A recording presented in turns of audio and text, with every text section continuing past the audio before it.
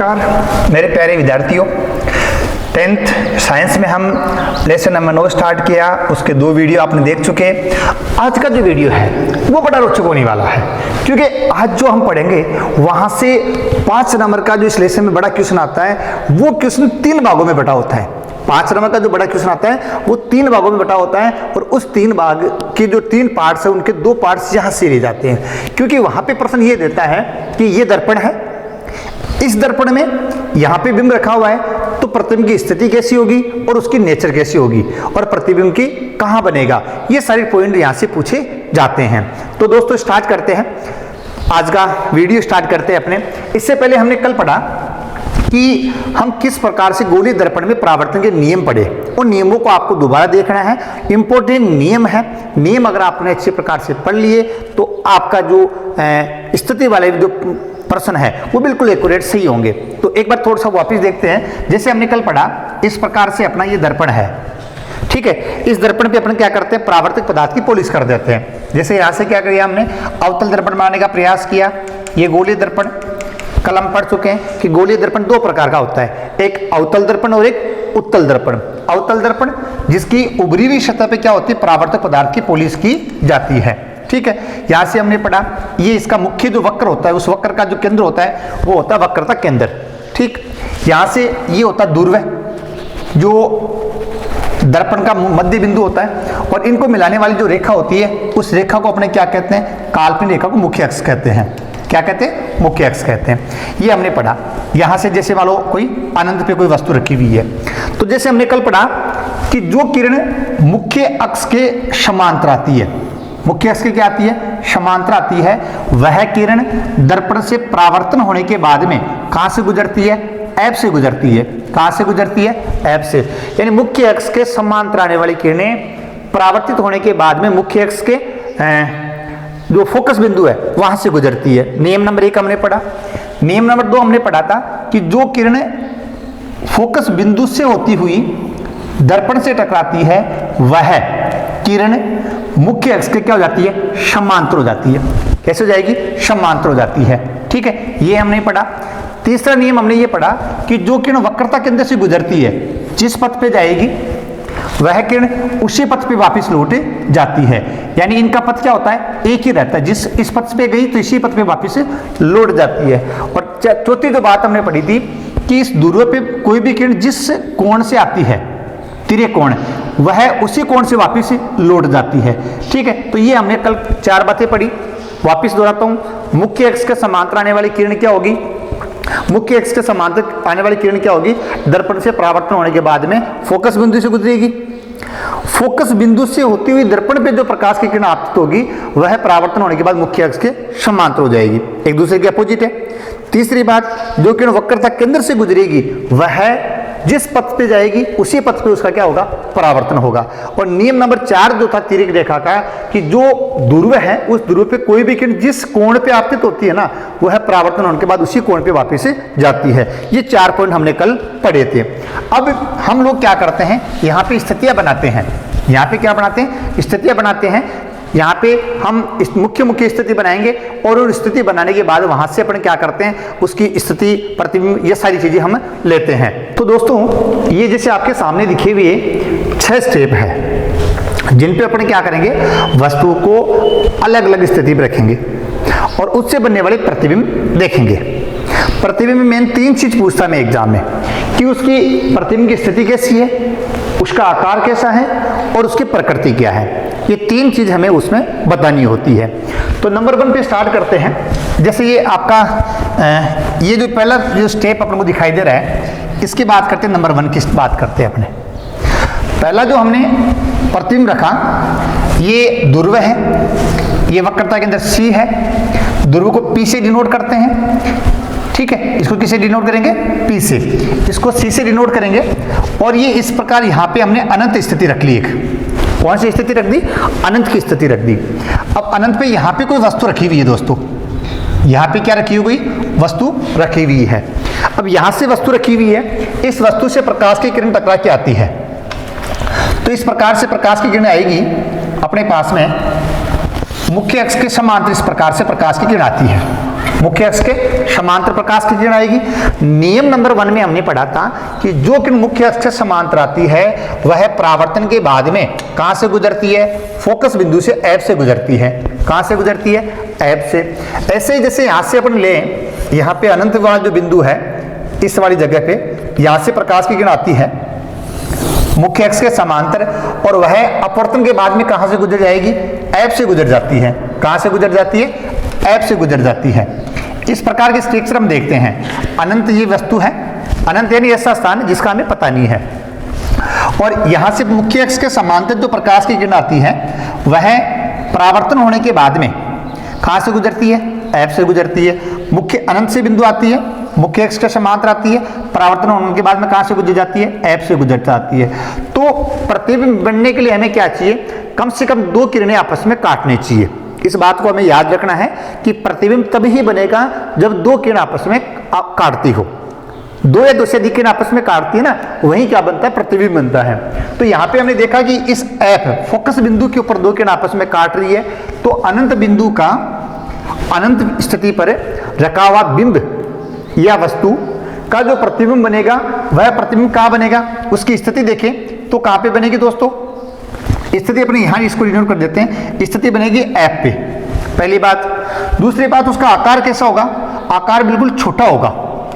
छोटा कह दूं या मैं कह दूं अत्यंत छोटा, यानी एक प्रकार से कह सकते हैं बिंदुवत। जो स्थिति होगी वो स्थिति कैसी होगी?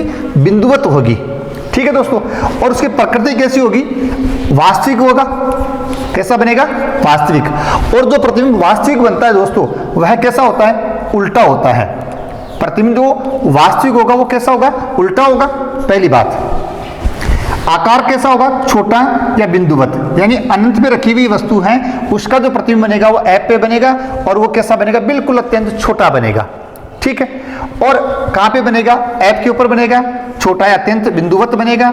और वास्तविक जो होता है वो हमेशा क्या होता है? उल्टा होता है। और जो आभासी होगा वो कैसा होगा? सीधा होगा।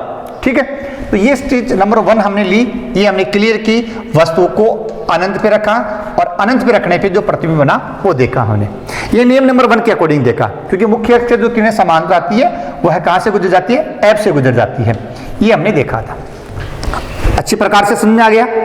कंडीशन नंबर 2, अब हम जैसे जैसे आगे बढ़ेंगे इस वस्तु को अनंत से फिर नजदीक लेके आएंगे। कहां लेके आएंगे? इसको नजदीक लेके आएंगे, और नजदीक लेकर क्या करेंगे? इसमें हम डायग्राम बनाएंगे। अब स्टेप नंबर 2 देखिए हम। स्टेप नंबर 2 ये इस प्रकार से दिख रही है। इसमें हम क्या करेंगे? वस्तु को थोड़ा और नजदीक लेके आएंगे। ये अनंत की स्थिति, ये वक्रता के अंदर C, इन दोनों के बीच में यहां पे वस्तु रखी हुई है। इस जगह यहाँ पे दोस्तों क्या रखी हुई है? वस्तु रखी हुई है। इस प्रकार से यहाँ पे वस्तु रखी हुई है। तो यहाँ से हम डायग्राम बनाते हैं दोस्तों। तो डायग्राम इस प्रकार से बनेगा। एक किरण तो मुख्य अक्ष के समांतर आएगी, एक किरण तो दोस्तों क्या आएगी? मुख्य अक्ष के समांतर आ जाएगी। जैसे हम मुख्य अक्ष के समांतर किरण लेते हैं, इस प्रकार से मुख्य अक्ष के समांतर किरण आती है। वो हमेशा कहाँ से गुजरेगी? ऐप से गुजर जाएगी। कहाँ से गुजरेगी दोस्तों? ऐप से गुजर जाती है। इस प्रकार यहाँ से गुजर जाएगी। मुख्य अक्ष से समांतर आ रही है, कहाँ से गुजरी है? ऐप से गुजर रही है। ठीक है दोस्तों। नंबर 2 बात करते हैं कि जो किरण अपने यहां से इसको इस प्रकार से देखें, बनाकर देखें। सेकेंड नियम में हमने पढ़ा था कि इस प्रकार से हम देखें, मुख्य फोकस बिंदु से होती हुई दर्पण से टकराएगी, और वो किरण क्या होगी? कहां पे आएगी? आपस में इस प्रकार इसको देखें तो ये वक्रता केंद्र और इसके बीच में यहां पे टकरा रही है। इस जगह टकरा रही है, आपस में काट रही है। तो प्रतिबिंब कहां बनेगा? C और ऐप के मध्य। प्रतिबिंब कहां बन रहा है? C और ऐप के मध्य, यहां पे प्रतिबिंब बन रहा है दोस्तों। ठीक है। स्थिति क्या होगी? C व ऐप के मध्य। अच्छा जी, आकार क्या होगा? यहां बिंदुवत था तो यहां आकार होगा छोटा, यानी कुछ बड़ा हो जाएगा। और प्रकृति कैसी होगी? वास्तविक, वास्तव में काट रही है। और जो वास्तविक होता है वो कैसा होता है दोस्तों? उल्टा होता है। तो ये हमारे पास स्टेप नंबर 2 हमने क्लियर किया है। वापस देखिए हमने क्या किया, वस्तु को हम लोगों ने कहाँ रखा? यहाँ पे अनंत और वक्रता के अंदर, इनके बीच में रखा। एक किरण मुख्य अक्ष से समांतर आती है, परावर्तन होने के बाद में ऐप से गुजर जाती है। ये नियम के अकॉर्डिंग है। नंबर 2, एक किरण वस्तु से या बिंब से टकराकर फोकस बिंदु से होती हुई कहां जा रही है, दर्पण पे जा रही है। दर्पण पे इसका परावर्तन कहां होगा, मुख्य अक्ष के समांतर हो जाएगा, तो ये समांतर गुजरेगी। अर्थात सी और एफ के बीच में आपस में काटती है, तो यहां क्या बनेगा, प्रतिबिंब बनेगा। क्या बनेगा, प्रतिबिंब। और वो प्रतिबिंब कहां बन रहा है, स्थिति इसकी देखें सी और एफ के बीच में। आकार कैसा होगा, छोटा होगा। जैसे जैसे इस दर्पण से हम आगे बढ़ते जाएंगे, आकार क्या होगा, बढ़ता जाएगा। यहाँ पे अत्यंत छोटा था, यहाँ पे छोटा हो जाएगा, वस्तु के समान, फिर आगे बढ़ता जाएगा। और प्रकृति उसकी कैसी होगी, वास्तविक और उल्टा होगा। ये हमने 2 स्टेज देख ली दोस्तों। इसके बाद हम आगे वाले स्टेज पे चलते हैं। यहाँ पे नंबर जैसे 3 हम डाल देते हैं, यहाँ पे नंबर 3 ले लेते हैं और वस्तु को अनंत और वक्रता केंद्र।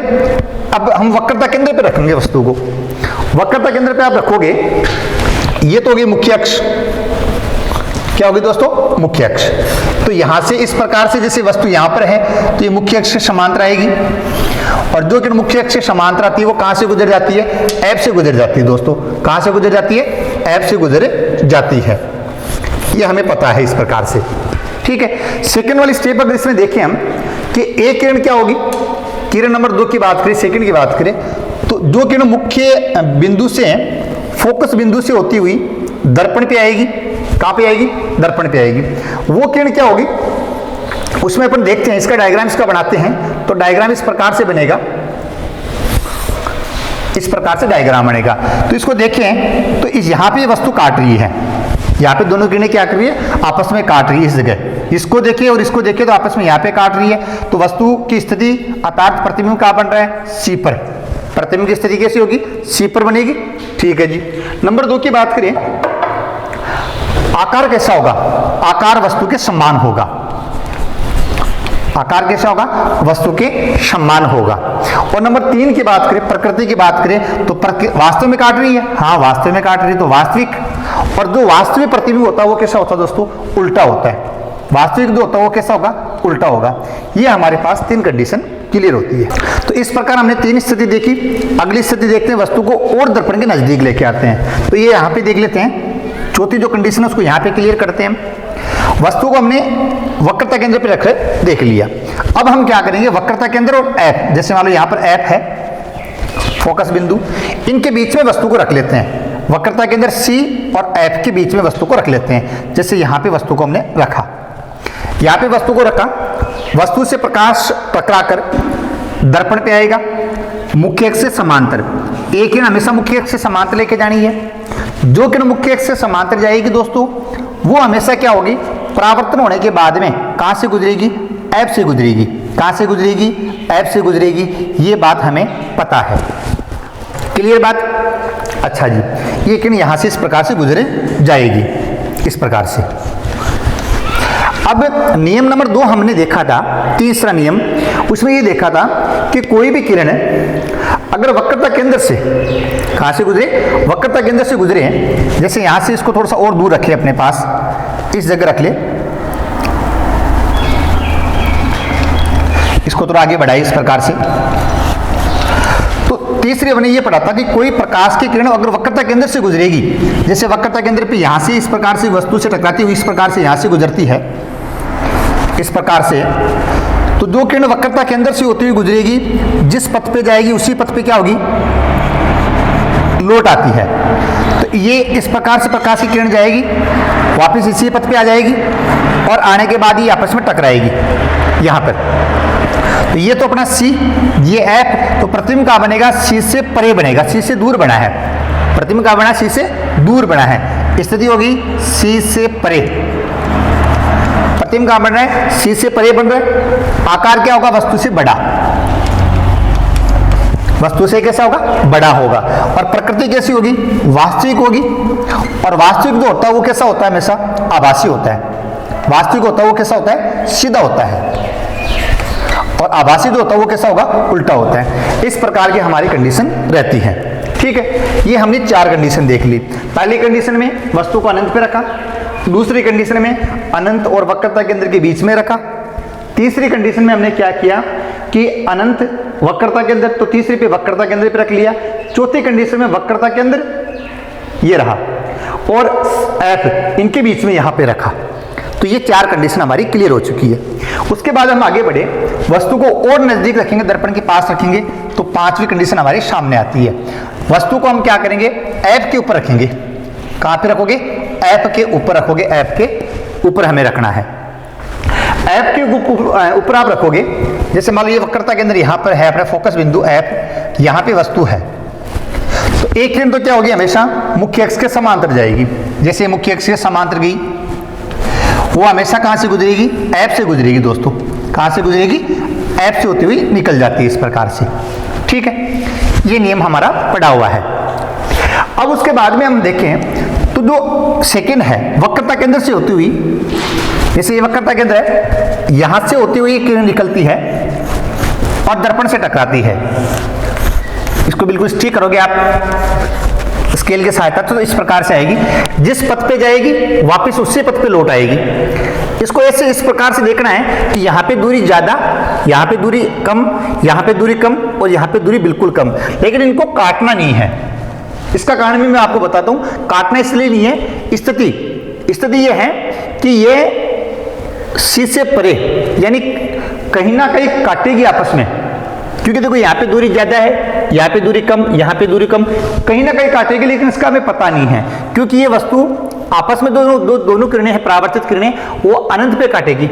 कहाँ पे काटेगी, अनंत के ऊपर, अर्थात प्रतिबिंब कहाँ बनेगा, अनंत पर।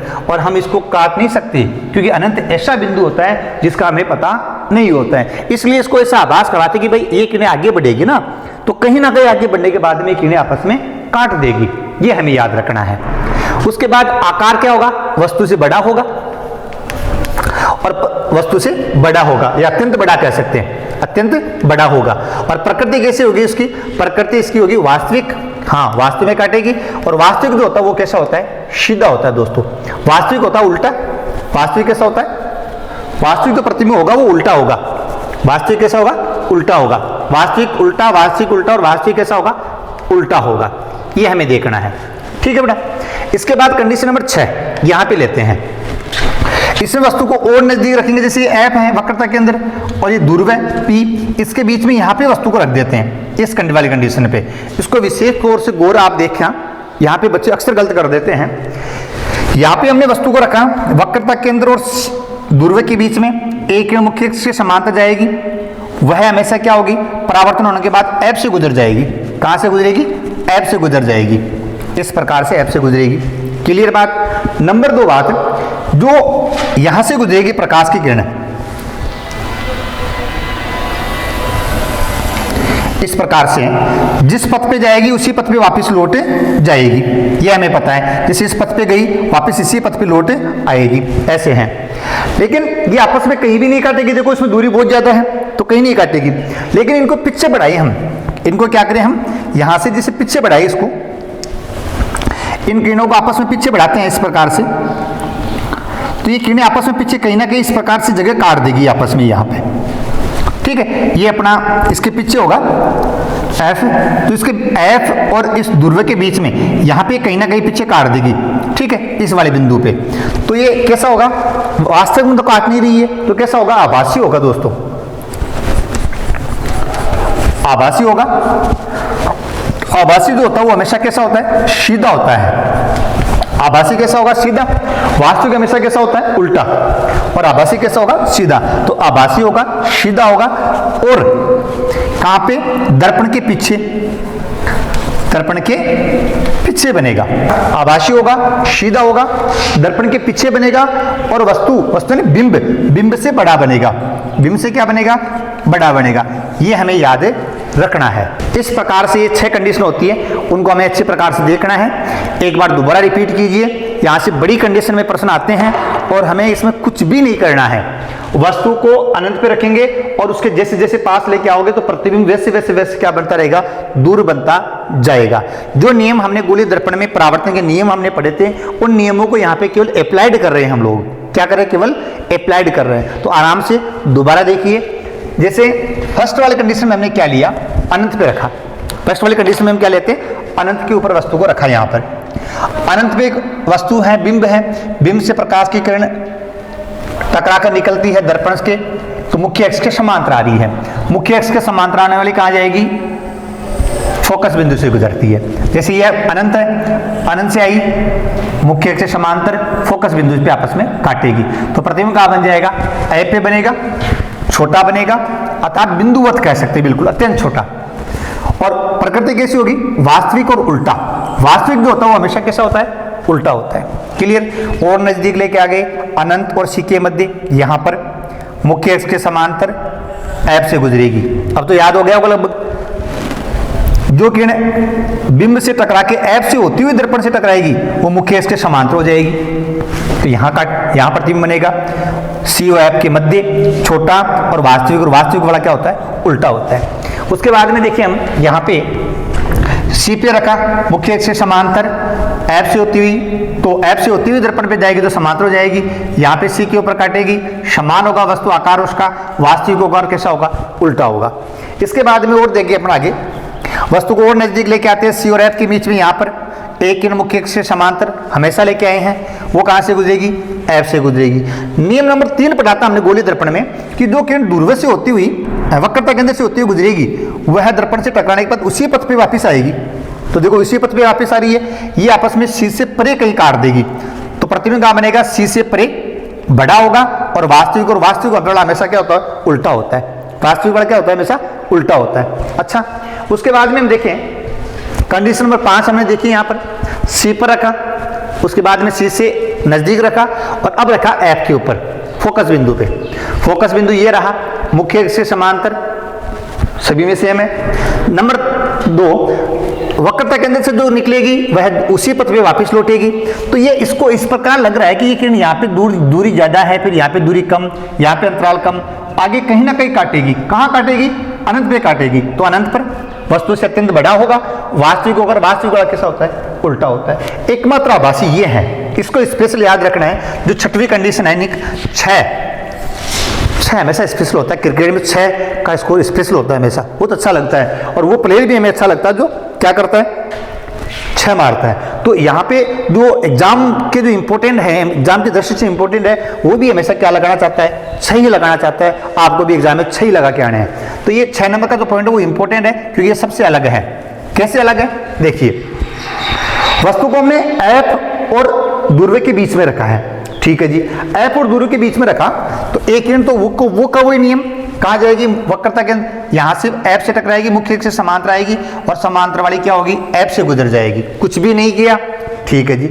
उसके बाद में हम आगे देखते हैं सेकंड, जो वक्रता केंद्र से होती हुई वस्तु से टकराकर दर्पण पे टकराएगी वो उसी बिंदु पे, उसी पथ पे वापस आ जाएगी। ये तो ये देखो दूरी ज्यादा है, जैसे जैसे आगे बढ़े दूरी ज्यादा, मतलब कभी भी नहीं मिलेगी। एक्चुअली इसमें होता क्या है, इन दोनों किरणों को ऐसे पीछे बढ़ाई डॉट, तो ऐसे लगता है कि कहीं पीछे क्या है आपस में, ये दोनों किरणें कहां से आ रही है, पीछे से आ रही है, ऐसे लगता है हम लोगों को। अर्थात प्रतिबिंब कहां बनेगा, दर्पण के पीछे बनेगा, और ऐप और दूरवे के बीच में बनेगा, और आभासी बनेगा, डॉट आभास। डॉट किसे, आभास। देखो कहीं भी डॉट नहीं है, केवल इसी डायग्राम में डॉट है, तो डॉट यानी कैसा होगा, आभासी होगा। आभासी वाला हमेशा कैसा होता है, सीधा होता है, और दर्पण के पीछे बनेगा, और वस्तु ने बिंब से बड़ा बनेगा। बिंब से क्या बनेगा, बड़ा बनेगा। ये यहां तक की कंडीशन है। हमारी वीडियोज हैं वो हमने अच्छी प्रकार से देखा है, इसको समझा है, और कल हम पढ़ेंगे उत्तल दर्पण से बनने वाले प्रतिबिंब। तो निसंदेह आपको ये चीज है, थोड़ा टिपिकल पॉइंट है दोस्तों, लेकिन इंटरेस्टिंग भी है। आप 3-4 बार पिटो स्केल के साथ ऐसे इसको बनाइए, एग्जाम की दृष्टि से इंपॉर्टेंट है, और एक बार आपने इसको समझ लिया अच्छी प्रकार से, आप जिंदगी में, मेरे वादा है, दावा है कि कभी नहीं भूलोगे। और इस वीडियो को अच्छी प्रकार से देखें, और भी अपने जो 10th क्लास के जो प्रमोट हुए बच्चे हैं, 9th क्लास से 10th क्लास में आए, उन बच्चों को सारे साइंस की वीडियोस दिखाए। मैथ की क्लासेज भी हम कुछ दिनों में लगाने स्टार्ट कर रहे हैं, ठीक है। बाय बाय दोस्तों।